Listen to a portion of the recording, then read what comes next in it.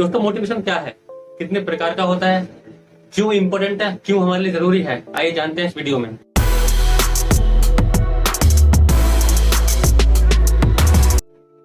आइए जानते हैं, वन बाय वन आगे बढ़ते हैं। और पहला पॉइंट आता है मोटिवेशन क्या है।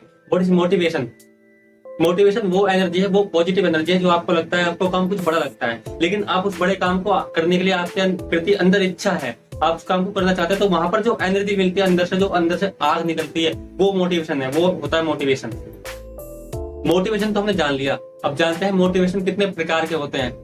दोस्तों मोटिवेशन दो प्रकार के होते हैं। उसमें नंबर एक आता है इनर मोटिवेशन, जो हमारे मन के अंदर होता है, जो हमको अंदर से संतुष्ट करता है। दूसरा आता है आउटर मोटिवेशन, जो हमें बाहर से मिलता है, बाहर से मतलब आउटर साइड से मिलता है, वो आउटर मोटिवेशन। तो दो मोटिवेशन प्रकार होते हैं।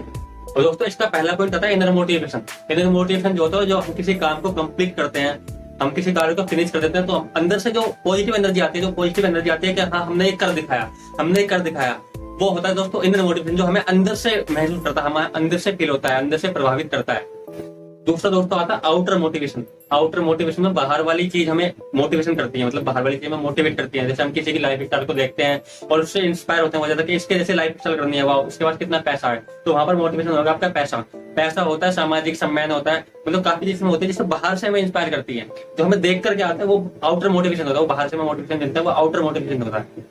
फॉर एग्जाम्पल जैसे कि बच्चा रिजल्ट में अच्छे मार्क्स लेकर आता है, तो उसकी सब तारीफ करते हैं कि वाह कितना अच्छा रिजल्ट है, कितने अच्छे तुम्हारे मार्क्स आए हैं। तो उसको जो बाहर से जो मोटिवेशन मिलता है उसको बोलते हैं आउटर मोटिवेशन, के वाह अगली बार और अच्छे मार्क्स लेके आएंगे, अगली बार और अच्छे मार्क्स लेके आएंगे।